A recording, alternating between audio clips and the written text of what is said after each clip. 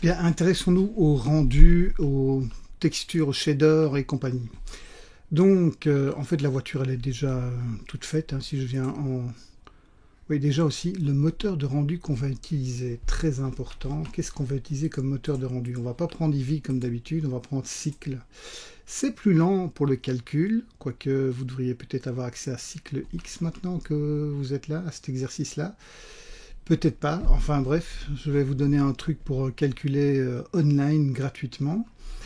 Mais bon, au cas où, voilà. Donc ça ne marche sans doute pas avec une version non installée de Blender, mais bon, sinon.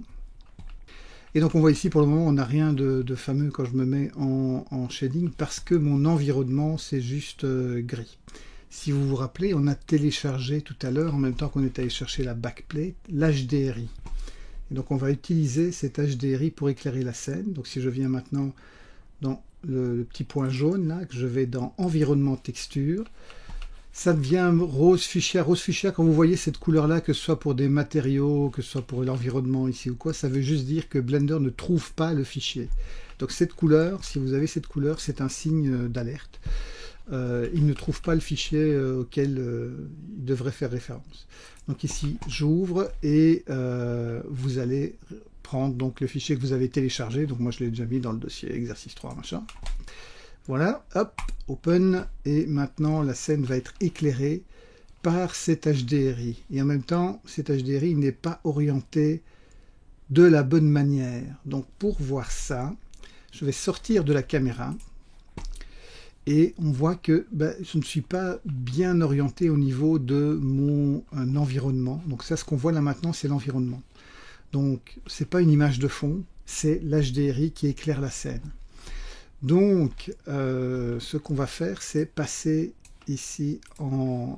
enfin, c'est comme si on passait en shading, hein, dans le Workspace Shading, mais on va passer ici dans le Shader Editor, et on va aller chercher le World dans le filtre, on va dire. On va s'occuper du World et pas des objets.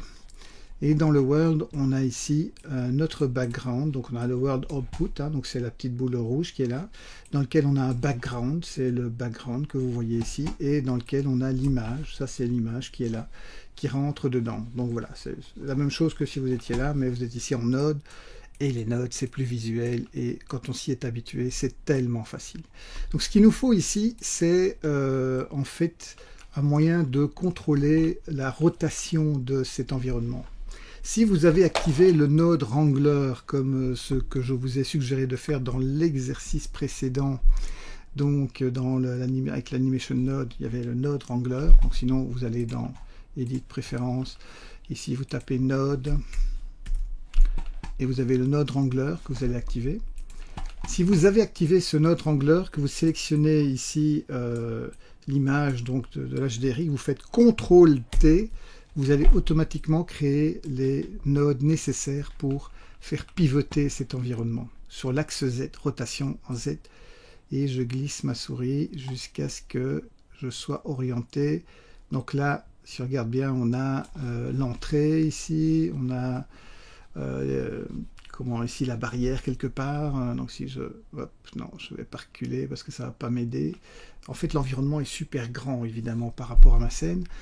Donc, ça ne sert à rien de reculer, mais on peut se dire qu'on est dans la bonne orientation. En fait, l'idée, c'est ça, c'est trouver la bonne orientation. Donc, vous devriez être aux alentours de entre 68 et 70 degrés. Allez, voilà, quelque chose comme ça. Et donc là, comme ça, l'environnement et donc l'éclairage, parce que c'est ça qui éclaire notre scène, est bien placé. Ok, revenons dans la caméra. Donc, soit 0, soit la petite caméra. Alors, ce que vous voyez ici, une espèce de surimpression, on a l'image qui est dans le fond de la caméra, plus l'environnement. L'environnement, on n'en a pas besoin. On va aller dans les paramètres de rendu, le petit appareil photo, et dans Film, on va cocher Transparent. Alors, vous ne le voyez peut-être pas, donc je vais fermer quelques fenêtres, remonter un peu. Voilà, dans Film, Transparent. Il faut cocher Transparent. Parce que ça va nous permettre de cacher cette lumière. Parce que c'est une lumière, c'est pas une image. Encore une fois, ce n'est pas une image, c'est une lumière. même si c'est une image quelque part, mais elle sert de lumière. Et donc, maintenant, on a notre scène qui est prête à calculer. On ne va pas calculer avec l'image de fond. D'ailleurs, ça n'a pas de sens. On va refaire le compositing après. Donc, ça n'a aucun sens de calculer avec l'image de fond. Ça va amener plus de problèmes que de solutions. Donc, ce qu'on va faire, c'est dans la caméra. On va sélectionner la caméra, qui est la caméra backspace repère machin chose, et on va aller dans ses propriétés de caméra. Où es-tu, caméra? Ah, je suis encore en pause mode, c'est pour ça, object mode, voilà, caméra, ok, dans ses propriétés de caméra, je vais aller en fait cacher cette image là, donc je décoche. Ça, je peux la réafficher si je veux. Je décoche background image. En fait, c'est ça qu'on va calculer et après, on va recompositer ça sur le fond. Autre chose aussi, c'est qu'il nous faut l'ombre sur le sol. Et donc, pour avoir l'ombre sur le sol, il faut ramener ce sol, d'ailleurs qu'on va rappeler sol.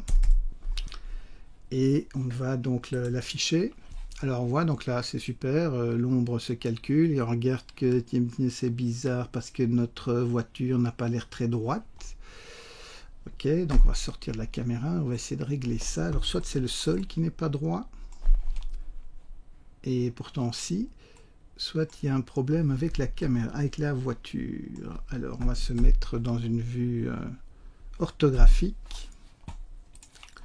Vue orthographique, et on va vérifier que les roues touchent bien le sol. Et on voit ici à l'arrière que ce n'est pas le cas. Donc on va prendre les roues, on va se mettre en global et on va les mettre au sol. Alors je vais revenir en chaîne et voilà. Et de l'autre côté pareil, contrôle arrière gauche.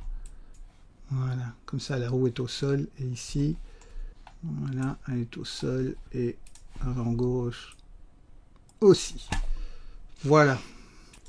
Donc une fois qu'on a ajusté la position des roues, on peut aussi, parce qu'on n'a pas fait ça tout à l'heure, faire aussi la rotation des roues dans le tournant. Donc ça va se passer à peu près ici. Donc là, on va dire à 60, non, peut-être avant 56. La roue avant ici sera toujours bien là où elle est. Donc en rotation Z, je vais mettre une clé. Alors, CTRL Z, attention, je dois mettre une clé, une single keyframe, dans le sens je ne mets une clé que sur l'axe Z, parce que sinon je vais enlever le driver, pas bien ça. Et puis quand elle a passé le tournant, donc à 100, on va aussi lui mettre une clé, ici, insert single keyframe. Et quand on sera dans le tournant, genre à 77, voilà, je focalise dessus. Là, on va lui faire une rotation en Z. Alors, j'ai pas besoin de pivoter l'autre roue parce qu'on ne la voit pas. Mais si maintenant je reviens dans ma caméra, il ne faut pas tourner trop. Il faut tourner comme il faut. Voilà, donc, et ici, pareil, insert single keyframe. Et donc, on a... Voilà, si c'est pas plus joli. Donc, ok, alors on a réglé l'éclairage avec l'environnement, on a réglé la rotation de la roue, on va régler deux, trois petites choses. Donc ici, c'est pas très beau ce qui se passe au niveau de...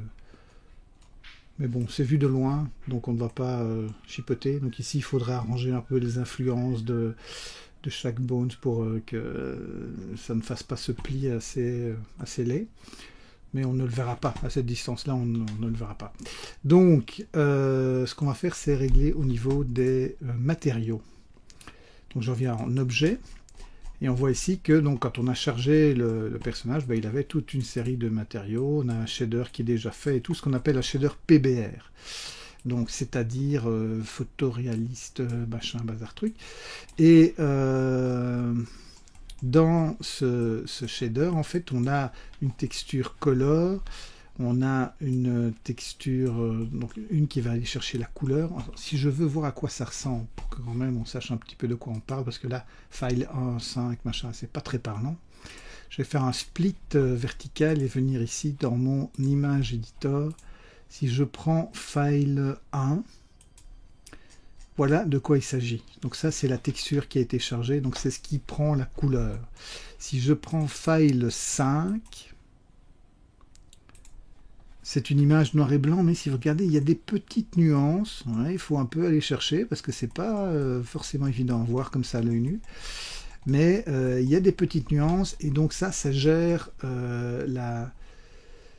ça gère le spécular et ça gère le roughness. Alors, est-ce que ça marche vraiment par rapport à cycle? On va le voir tout de suite. Pas trop. Ici, on voit donc cet agencement-là n'est pas assez fort en fait au niveau du spécular. Voilà, on va pas les utiliser. Et on va simplement lui dire qu'il n'y a pas de spécular et que le roughness est très élevé. Parce que c'est du coton quelque part. Et du coton, ben voilà. Tant, et ça, on peut franchement laisser tomber. C'est pour les eyelashes, donc pour les cils. Et les cils, franchement, à cette distance-là, c'est pas qu'on va les voir. Donc, si je reviens même en shade, allez, voilà, hop, ça, c'est les eyelashes. On va les supprimer parce que c'est vraiment pas la peine que ce soit pris en compte dans le calcul. Ok, donc, on a fait en sorte, en faisant ça, que, voilà, on a juste gardé ça et ça, tout ça, on s'en fout. Voyons un peu ici. Donc on s'occupait de lui. Au niveau de la voiture, alors vous voyez, pour la voiture, on a un shader un peu différent, enfin qui est aussi qui va aussi faire un certain effet, qui va donner une certaine couleur, un bleu, là pour le... Donc on pourrait avoir du vert, on pourrait avoir de l'orange, on peut avoir une espèce de rouge, enfin, vous pouvez choisir la couleur en fait ici, en sélectionnant ces nodes, mais on verra aussi qu'on peut choisir la couleur plus tard en compositing, ça peut être marrant, on va changer la couleur par après. Ok, donc, alors, voyons un peu ici. Ok, donc la voiture c'est bon. Le sol. Le sol c'est un cas particulier. En fait, on ne veut pas voir le sol. Ce qu'on veut c'est les ombres. Et donc, c'est pour ça qu'on avait fait tout à l'heure. Si je me rappelle bien, enfin tout à l'heure précédemment, je veux dire. On avait... Non, on n'avait pas fait. On va le transformer en shadow catcher. Donc le sol. On va le mettre en shadow catcher. Ça veut dire quoi? Ça veut dire qu'il ne sera pas vraiment vu au moment du calcul. Il est transparent, mais il chope l'ombre. Et donc on voit l'ombre en dessous de la voiture. Et ça c'est cool. Ok, donc voilà, la voiture démarre, machin, elle roule. Et on a l'ombre en dessous de la voiture. Alors l'ombre en dessous du mec, franchement, personne ne la verra jamais. Et ici, ben voilà, c'est tout petit, la planète, donc hein, il est là minuscule. Ok, donc, bien, on est prêt au niveau des shaders, on est prêt au niveau de la lumière. Reste maintenant à préparer tout ça pour le rendering et par la suite le compositing. Donc pour le rendu, vous savez qu'on aime bien avoir le nom qui est accroché à la caméra. Et si on ramène la caméra de l'exercice 00, le problème c'est qu'on va perdre les réglages de cette caméra par rapport au travail de F-Spy, donc qui a trouvé le field of view, etc. Alors on pourrait remettre tout ça sur notre caméra. Donc ça c'est une solution. Ou réaccrocher le nom. Voilà. Une ou l'autre sont tout à fait faisables. Soit refaire l'accrochage du nom, soit refaire les réglages sur la caméra. Faisons les réglages sur la caméra parce que c'est pas tellement compliqué. Donc on va faire un append et on va aller chercher dans notre scène, dans l'exercice 0, hop, 0, et je dis la caméra et le nom. Et on va redonner les mêmes paramètres à la caméra. Donc on va déjà la placer au même endroit. Donc je vais sortir de ma caméra. Enfin, je peux le faire ici en fait. Voilà, me donner un petit peu d'espace dans les fenêtres. Donc je sélectionne la caméra, je sélectionne l'autre caméra et je vais faire un Object Snap to active. Ok, de ce côté-là, c'est bon. Ce qu'on peut faire, c'est transférer les rotations de la caméra avec ici. Donc ici, si je regarde déjà aussi le field of view, donc ça c'est très important, c'est l'angle de vue. Par défaut, il est à 50 mm, 47.2. Donc comme ça, on a le même que celui-là. Qu'est-ce qu'on a d'autre? Auto 36, ici je pense que c'est pareil. Voilà, donc les autres paramètres sont semblables. Donc il y a une histoire de rotation. Donc ici on a quoi? On a 93, 0, 694 et 73. Donc ce qu'on pourrait faire, c'est sélectionner la caméra, sélectionner l'autre caméra, aller dans Objet et transférer les animations Make links et transférer animation data. Non, ça n'aide pas. Donc, ce qu'on pourrait faire, c'est donc redonner les mêmes annotations, ou alors faire une contrainte en orientation sur celle-là, mais voilà, c'est pas très nécessaire parce qu'on va se débarrasser de la caméra F-Spy. Donc, on va lui donner les mêmes rotations. Donc, il est quoi? 93 0694. Donc, 93 0.694. Est-ce que c'est 0? Voilà. Et à moins 73.3. Ok. Moins 73.3. Et voilà, donc là, les deux pointent de la même manière. Par contre, si vous regardez bien, notre caméra n'a pas tout à fait la même chose. Alors, quelle est la différence entre les deux? Field of view, et là on est en millimètres. Donc on vient en field of view, et on doit être en 47.2 si je ne m'abuse. Quelque chose comme ça. 47.2, ouais, voilà. Donc il faut être sûr d'être dans le bon lens unit, donc field of view, par en millimètres. Et alors maintenant les deux caméras sont vraiment identiques, ce qui veut dire que celle-là, finalement, on n'en a plus besoin. Et on se retrouve dans notre caméra, qui est la seule caméra de la scène. Alors on va aller dans les propriétés de la scène et vérifier qu'effectivement on a bien cette caméra qui s'appelle caméra et qui est celle qui sera calculée. Ok, donc on a déjà ça. Alors ceci, on va bien sûr le placer comme d'habitude au bon endroit et on va l'éditer pour lui donner le numéro de l'exercice. On va aussi aller dans son shader, lui donner une couleur, comme d'habitude. Choisissez une couleur qui vous intéresse. Voilà, mettons.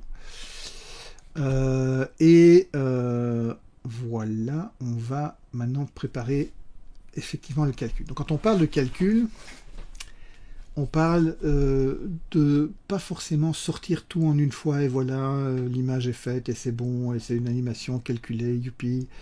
Tralala, oui, on peut, mais alors on perd la possibilité d'améliorer le résultat. Et professionnellement, ça se passe pas comme ça. En général, quand vous allez faire du calcul de manière professionnelle, enfin de la 3D de manière professionnelle, ce ne sera jamais un calcul directement avec le produit fini. Ce sera toujours des passes qui seront après compositées, retravailler au moment du compositing pour en faire quelque chose de plus intéressant.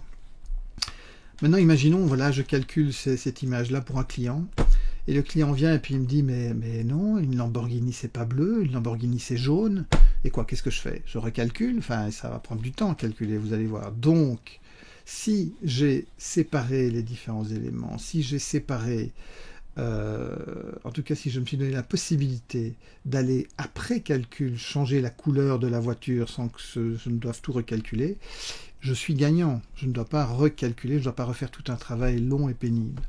Donc voilà, par exemple, de la même manière, il pourrait me dire, oh oui tiens, le fond ça va, mais le mec là, je sais pas, peut-être un autre, quoi. Ben, on change le mec et puis voilà, jamais la voiture ne passe devant, donc ce serait assez facile de le remplacer. Donc il y a tout ça qui doit être pris en compte, c'est comment est-ce que je peux toujours réagir sur mon environnement. Alors l'autre chose ici, si vous regardez bien, en fait, on a une allez, la lumière qui rebondit sur le sol et qui vient éclairer ici, peut-être de manière un peu forte. Donc ce que je peux faire, c'est donner quand même un shader à ce sol, qu'on ne verra pas, puisqu'il est en shadow catcher, mais je le mets en gris, et de cette manière-là, si je le laisse en blanc, ben, on voit tout de suite qu'il a plus d'influence sur ce qu'on appelle les secondary rays. Donc c'est la lumière rebondie. Or le sol, il est franchement pas blanc, il est même plutôt gris. Hein. L'image de...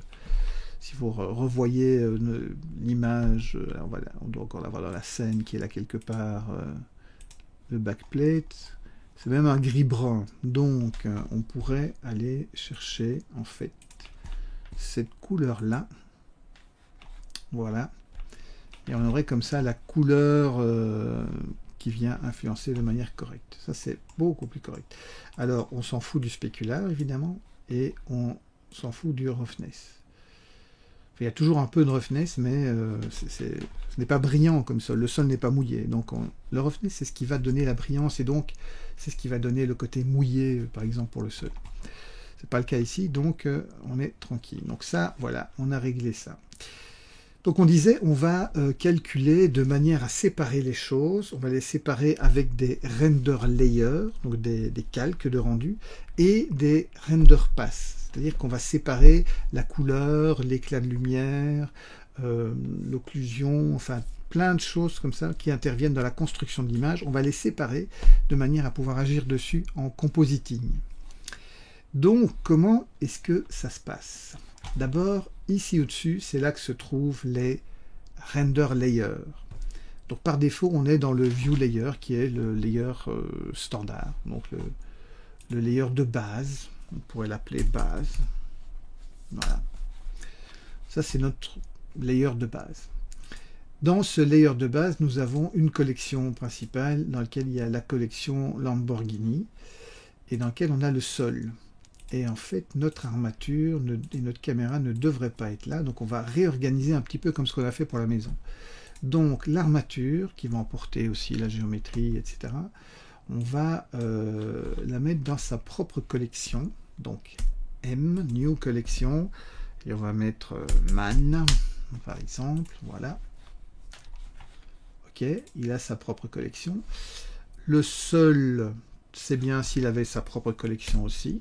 New Collection Sol.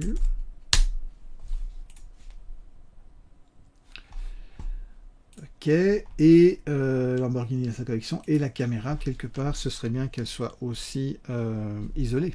Donc M, New Collection Cam.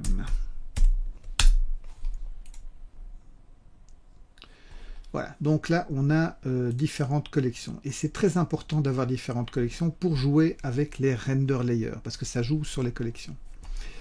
Et la collection qui est ici, en fait, ouais, c'est une collection un peu de trop, parce que dans l'absolu, on a déjà tout ici. Ah oui, le texte doit être dans Cam, parce qu'il fait partie, le texte est accroché à la caméra, et le chemin, on s'en fout, il peut rester là.